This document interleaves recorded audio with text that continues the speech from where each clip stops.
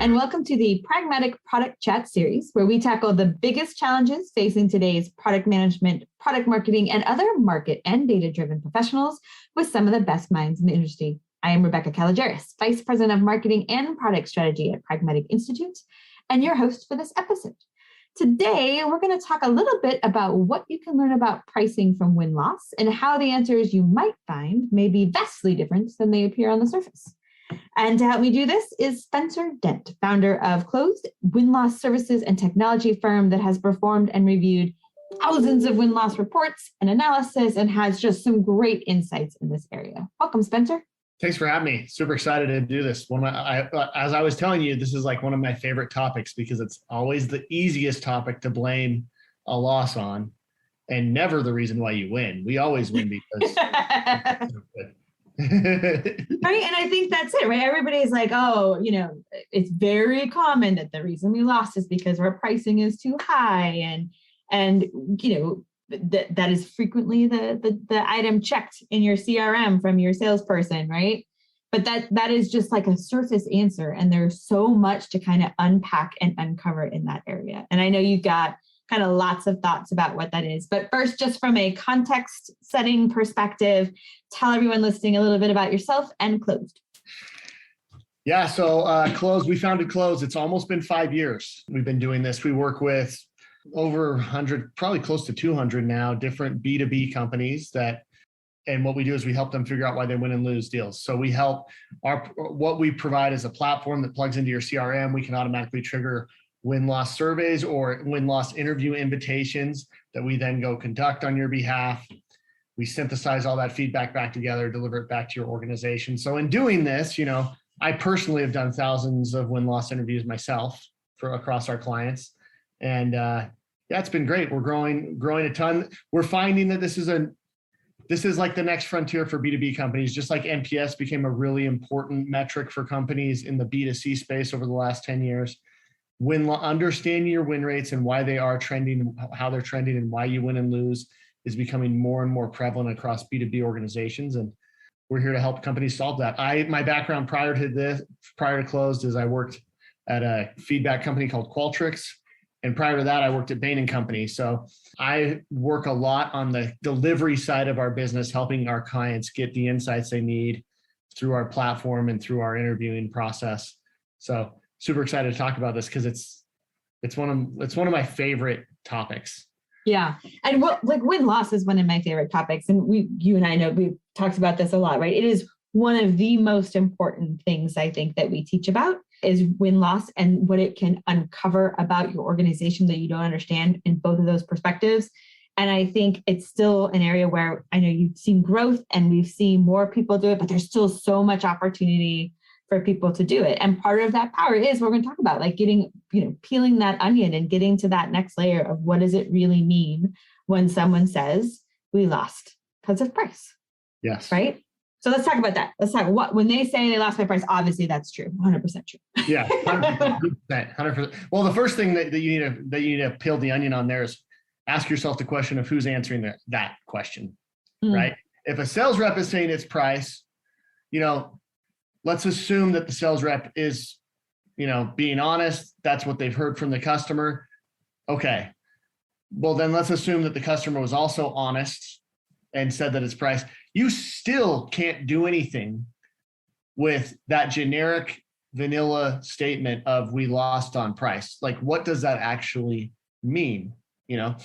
Conversely, you rarely hear somebody say we won because of price, right? They say we won because we proved more value.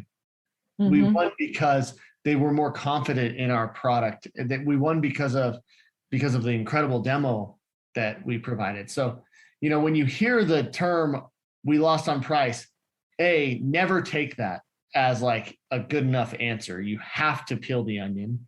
And B, always remember and consider the source of that information, right? It's a really easy out for me as a sales rep to blame price because I couldn't do anything about it. I think it's also a really easy out as a customer to blame price. 100%. It's very non-emotional. It's non-judgmental. Everyone accepts it. People rarely push on it. And it feels like, oh, what could I do?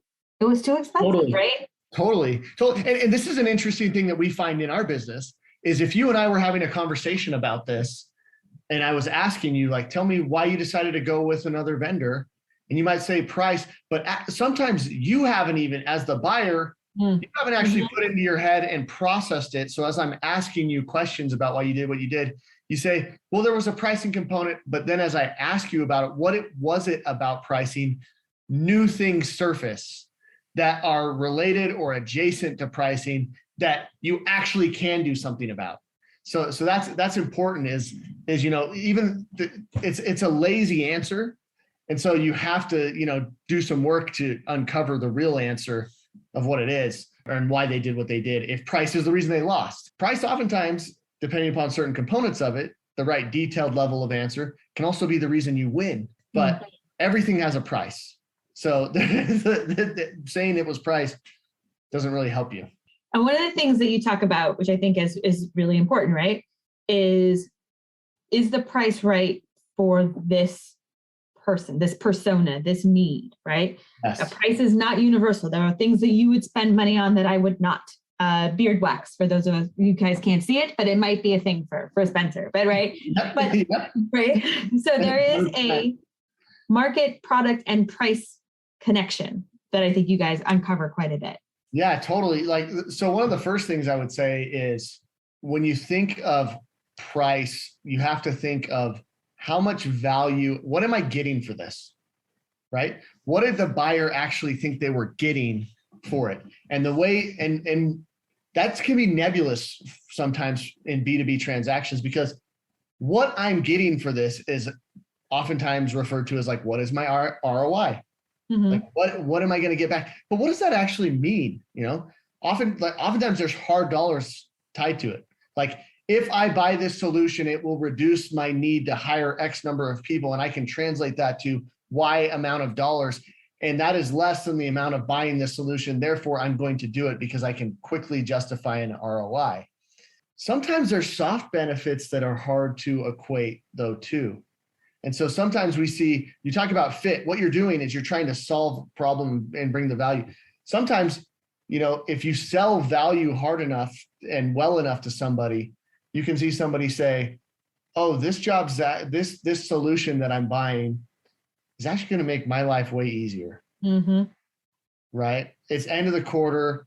And let's say I'm an accountant. If I buy this solution, I don't have to spend the last 3 days of the quarter working 14 hours to close out the quarter.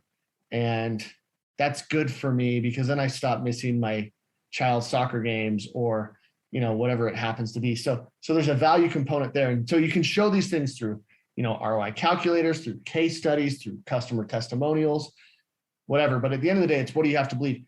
To the question about fit, though, fit is, value is one component of fit. There's some other components like how do you price it? What's it based on? Does that work for my business or not? Like I'll use a software example. Maybe you price it per user. Well, I might have 10,000 potential users in my organization, but they're only going to really use it this much, not going to use it very much at all. That you became prohibitive to me because of the way you price. Whereas your competitor doesn't do it that way. And that makes it easier for me. So fit can be model. It can be how is it contracted? It can be how does this grow? What are the risks inherent in me signing up with you, not just from a dollar standpoint, but from what's going to happen to those dollars over time as our relationship matures. So yeah, no, I can see that, right? So it's, the first question with pricing is always value, right? And what is your willingness to pay for the problems you have and how much value you would get out of it and how much value you would see. And in that way, there's a fit too. Like I may not have that problem that often. But I think it's really interesting too, to think about the structure of the payments being very attractive or unattractive in different scenarios, right? We have hundreds of thousands of alumni. A lot of the sort of programs we look at for helping alumni and students are priced per student because they're thinking really small. And to your point, I'm gonna have a lot, some will go this big. And whereas for a private school, that may be exactly what they want because they can tie it directly to their tuition. And so, it's sort of a cost of goods, right? A startup versus a pieces, even terms like we have to do it all at once, or I can do quarterly payments that work nicely with our cash flow. I mean, all of those are components of why you may or may not like someone's quote unquote price that have nothing to do with the list price. Yeah. With the price. Yeah. So, totally. It's like, and I would bucket this a lot under like, what are the terms around this price, right? So think, what are the outs? Like there's a risk to me signing up with this. Is there an ejection button? Is there a a safety belt that allows me to have some control? Yeah. What is the payment schedule? Am I paying month to month? Is this a huge contract that I'm writing a big check for right up at the front? Like I might even be spending less overall than if I buy month to month. But if I have to buy with one big chunk up front, that can in my head create some risk of, oh man, like, is this really going to work? Do I really want to commit that much up front? So all of these things can play into it. Sometimes we see things like price was fine, the contract terms were fine, except for they required us to have a certain level of insurance in our business that we found unreasonable, and so you go back and forth and figure out what happened there, or anything around the terms. So that definitely you need to think about when you think about fit. Who is this buyer? What are they doing? Is this the first time they're using it? If it's the first time they're using a solution like yours, you might need to be a little softer in how you think about the price. You might want to introduce a different lower level package or a pilot opportunity to introduce them into your solution so that you can kind of baby step them and through the onboarding. But you definitely need to pay attention. Like the overarching price may not matter. It could be some of these other components that fall into it. What about pricing models? Do you ever see that as the kind of concern or problem? A ton. That one comes up a lot. And think about this yourself, right? When you've bought something, like I just bought a pair of shoes on Amazon. I wonder how they came up with the price, right? Well, we're used to buying shoes. We're used to buying shirts. We're used to buying whatever. But when I'm buying something that's complex, like a B2B solution, I want to know, how did you come up with this price? Like, where did it come from? What drives the price?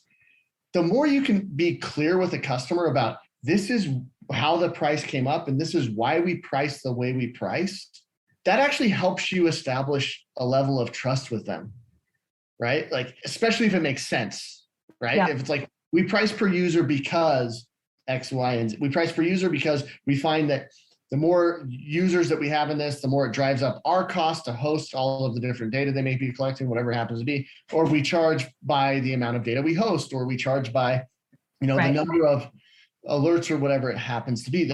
But the more you can be clear about how you came up with that price and why you are pricing it based off of those factors, that's important because it helps them understand, what are the implications for me? Like, okay, if you're pricing it based off of, a certain factor that is going to change for my business over the next 2 years, then that helps me plan and understand what my budget's going to change to. I have literally seen dozens of deals where you were the lower price solution, but you lost because they're looking at how you price and they're forecasting out and saying, 2 years from now, I'm going to pay twice as much for you as I'm going to pay for this other solution. And so I'd rather pay the higher price now and lock it, but not have it, go on me like a wildfire. I also think that's super true about, and I also think that like the model, when you're talking about model pricing, right? It's the same thing we talk about value up front, right? If I pay more per user, you want to tie that to the extra value they get, not just the extra cost for you, but that's okay, because the more users you have in the system will provide you with, exponentially more data, or you'll have, right? So you want to add that value in. But I mean, I think today's like, none of us want to not understand where it came from. Yep. I mean, if you think about the old Saturn days when you paid a little more for carbo because they just told you the price. You didn't have to haggle. You didn't have to go through. You don't wonder if you got a good deal or not. No one likes that. No, totally. Right? And especially in today's world, where a lot of these solutions, I can get the pricing. Yeah. Right? Even though like a lot of companies have their pricing on their website, but even if they don't, I can go and do some research online and jump on a forum somewhere and I can understand the actual pricing. And so that's it. Like being clear about your pricing model, why it is what it is. not being afraid to show it is important. If you can't show it, think about, you have to demonstrate a level of empathy for the buyer. What's going through their head? Like, why can't you show? Is it because you're just making it up? And are you just making it up, Rebecca, so that you know that because you want to charge me as much as you possibly can? Because that makes me feel like you're trying to take advantage of me. And that makes my, gives me that knot in my stomach. Like, I don't know if I want to get in the boat with these guys. Right. So you have to be careful about that, which is kind of another component of this is like, how clear is it? Like the model can be pretty clear, but how clear are you in how you communicate it to people? Yep, that's true. It could be a clear model, but if I'm not explaining it well, and sometimes that just really means, I think one of the things when you get a new salesperson in is really helping them explain it and see it and understand it. Because sometimes you forget, like if you've had many sales reps for a long time and they do it, you forget that for a new one, they have to not just be able to quote, they have to really be able to explain how it got there. Yep, 100%, 100%. Like there's a couple of components about this that we should talk about. One is like what you say, like you're talking about this. Maybe you ask a question like, have you seen situations where things are written up cleanly, or you have like a very clear pricing model, but it still hasn't been communicated well because of a new rep? And I can give you some examples of that. Yeah. And so Spencer, I would imagine there are times where the model is clear, but the explanation of it wasn't. Maybe there was a new rep. Do you guys ever see that? Totally. Well, so think of it this way, and you nailed this, right? This a good chunk of pricing, and pricing is the culmination of your product, your marketing, your entire go-to-market. And it comes down to when the rubber meets the road and you're talking to somebody about why you price the way you do. And, sometimes it's a new rep and they're unable to explain why it is what it is. And that can be confusing. So you do want to invest in like sales enablement to help them understand. Another element though, to watch out for is part of this is training them what it is, why it is, how to talk about it. The other part is training them how to negotiate, right? So one of the things I wrote down in my notes to make sure we talk about here is this is a very dangerous part of pricing for companies. And the pricing discussion is, let's say I'm in a competitive deal and competitor A offers, my company, we put a quote out and we said it's going to cost you $50,000 a year, right? And my number one competitor came and offered a price of $40,000 a year. And so you and I, Rebecca, we've been talking and I told you it's going to be $50,000 a year. And you were like, okay, thank you. You're sure that's the best you can do? And I was like, yeah. I mean, based off of the pricing model I've explained to you, and I've been super clear with you about all of it, yes, that's the best we can do, right? And then I follow back up with you a couple of days later and you say, I have an offer that's less from your competitor. And, I do the classic, like, okay, how much less? Well, let me see what my manager will let me approve. And I come back and I say, oh, we can do it for 35. So I just knocked off, right, 30% on my price, literally by having that one well, why didn't you just come and give me the $35,000 price tag to start with? And so the pricing model could be great. The price could be competitive even. But if the customer feels like there's like a black box about how you make decisions about how you price, if the customer feels like you're playing games with them, there are times where they will choose your competitor because they feel like there's more trust there, or they feel like there's more confidence. So it's not always that the price is high. One of my favorite stories, Andrew, the other co-founder of Clozd, he tells a story of a deal that he was involved in one time. Huge deal with a big hospitality company. They went to him and they pitched a $500,000 contract, and they were knocked out very early. And everybody's sitting around the room and they're thinking, it's price. Like it had to be something with our price. And they actually got on the phone and talked to the customer, did a win-loss interview. It was one of the impetuses for us deciding to do this business. And the customer came back and said, actually, your price was way too low. Like the other competitors were coming in with a price of $1 million more. So the fact that you guys came in so low made us question if you were actually comparable to the others. So you had the same robustness. That's interesting too. Yeah. So anyways, I'm saying a lot there, but make sure the way you communicate it is done in a thoughtful way. Make sure if you're changing a price, if you're going the discount route or something else, make sure there's logic and reason for why you're willing to do what you do. It's always funny to see companies, everybody knows it's the end of the quarter, last day of the month, whatever it happens to be. I can turn the screws on you and get a better discount. Well, if you as a company are willing to just every time drop the price by 20%, you're just training me to do that. So make sure there's a reason for why you're willing to do that. Not just, I got to get my number. One of the other things that I have talked to you guys about in the past that I find really interesting when you talk about price as a reason for your potentially losing, it's not just the price of your software or the cost of your software. That's not the only cost they're considering. And I think we forget that so much, right? What is the switching cost? Powerful place. Yes, very much like soft. I call those like the other elements of price, right? Like switching costs, huge cost, right? Like I've trained up hundreds of users on this, or this is totally entangled into all these other business systems and processes, or I have so much going on that I can't even spend a week working on this, right? Or I'm used to this system and I like it and I've been using it for years and I don't want to switch, even though you're less expensive. Like I don't want to go through that pain. So there's definitely a switching cost component. There's an implementation cost too. Like sometimes we embed those two things together, right? Like, is there a cost that I have to go personally take on through your company to actually install the solution? And that can be a preventer, right? It's like, the head-to-head licensing was the same, but the fact that maybe the switching costs and pulling out or switching competitors isn't that big, but I do have to pay an implementation fee, and that feels heavy to me. And then, I kind of mentioned this a little bit earlier, but it's people buy, not companies, right? And I think sometimes we lose a sense of that. Yep, very much so. But when you understand that people buy, not companies, you have to really think hard about like, what do each of the people, especially if I'm selling to a group of people in a company, not just an individual, what's in it for each of them, and both positively and negatively, because sometimes the cost to a certain person might be their ego, right? Like, I pushed really hard to bring this other solution in 3 years ago.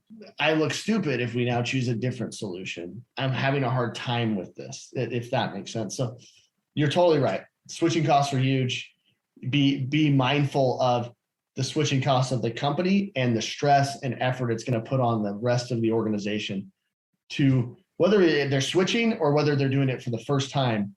Like, what is it really going to take for them to do this? Because that helps you really communicate and ease fears if you can ease them. If you can't ease them, and maybe it's a reason why you lose, you have to learn, okay, what do we need to look out for in the future so we can sell through this, or maybe not pursue this deal in the first place because we're not going to be able to win it. Yeah, absolutely. We've talked a lot of things a lot of layers in this onion called pricing. Are there any that we didn't touch on that you want to make sure we brought up?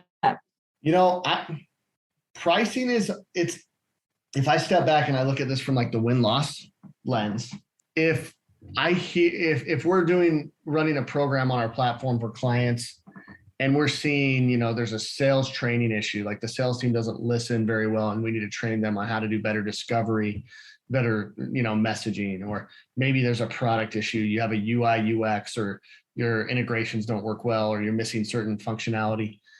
You can go solve those things, right? It's like, let's go invest some resources to fix that problem, train people, redo our UI, whatever it happens to be.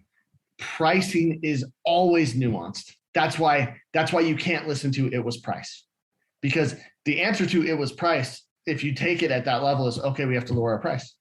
That's not the answer, right? The answer is you have to dig on it and understand what it really is underlying. And it's oftentimes a nuanced thing. Like maybe we do need to look at our pricing model, but maybe we're thinking it's the pricing model when it's really just how our reps are communicating the pricing model. So we just need to train them better, or maybe we're thinking our terms are bad or our terms are preventing people, but maybe that's just because we're asking, we don't give them an out. Maybe we could require all the payment up front, but give them a refund option or something like that. And that could ease it. So when it comes to pricing relative to other challenges, you really have to kind of go 1, 2, 3, 4 layers down to make sure you really remedy it and address the solution versus, our sales reps aren't very good at doing demos. Okay, let's spend 6 weeks training them on how to do better demos. And guess what?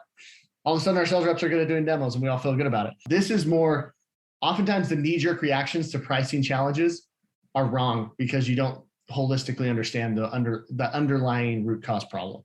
And I think for some of our listeners, they're for any number of reasons, right? They do the win-loss themselves inside their organization, right? Obviously, I think having a third party does it is great, just for many, many reasons, of which we could do another podcast. Yeah. But you know what? It's also okay if you have to do your own. But one thing I just thought maybe, Spencer, for those who do and are asking questions, what are some good follow-up questions or good phrasing that helps them peel back the onion? Very good question. Open-ended, open-ended, open-ended. Why? Why did that matter? What was your, don't ask somebody like, what was our price versus their price? Ask them, how did you react when you first saw our pricing? Right? Like that's pricing is an emotional thing, right? And if I say, oh, it was fine, like that means it met my expectations. I was kind of expecting that. But if I say, I had a really hard time understanding it, right? Well, and then you go open and why did you have a hard time understanding it? What was difficult about it? Can you help me understand that more? And do it in the spirit of I'm trying to learn. So that will help you uncover it. So make sure you ask open-ended questions and make sure you focus on really understanding their perspective on it. Be very, very careful about asking, especially if you're doing an interview. Don't ask like scale-based questions or things. It's super awkward to be like, on a scale from 1 to 5, and you go, and they'll be like, I don't know, like a 4, maybe a 5, I don't know. And you're like, okay. And it's like, it's a waste of your time. It's a waste of their time. If you're going to do that type of stuff, just send somebody a survey. But the more you ask and try to get under good questions. How did you react? What was the most important component of pricing?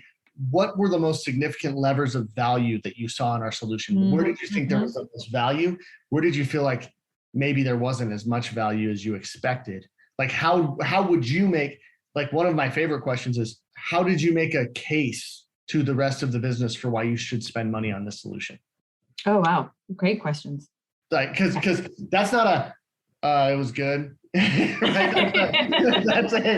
That's I have to actually be like, well, did I even do that? No, I didn't even have to do that. I was good. But oftentimes that's where you'll hear things that you're not going to get from any other source. It's just going to be raw from the buyer of how they think about it. That's one of my favorite things is to hear our customers say, based off of the interviews, we changed all of our messaging because we heard the way people are making decisions and what drove them to make the decisions. So it was different from what we thought. Yeah. Awesome. So, all right, Spencer. We talked about a bunch of different things today. What are the 2 things you want our listeners to do differently tomorrow based on what we talked about today? Do not let the generic, weak answer of price ever be acceptable in your organization. That's number 1, right? That is not an acceptable answer to take, okay? Number 1. Number 2, always, and I mentioned this, always remember that price is not a silver bullet to answer. There's not a silver bullet on pricing. So if you think you have a pricing challenge, dig in and figure out exactly what it is, and test it from multiple angles, because that will allow you to make sure you really make the right tweaks. Overhauling pricing, changing your pricing is a very, very difficult thing to do, and it is a one-way door. You don't want to change and change and change and change. So if you're going to do something on the pricing front, make sure you get it right. All right, Spencer, this was fantastic. Pricing and win-loss, 2 of my very favorite topics. Thank you for coming. Thank you guys. Love this topic and love that you guys are digging in on this, putting together a bunch of stuff for people, because we know it is challenging. So great always partnering with you guys. Good luck, everyone. Awesome. Thanks, Spencer. All right, that does it for today's episode. Thanks, everyone, for listening. And don't forget to join us next week when we tackle another great topic designed to help you elevate your product, your company, and your career.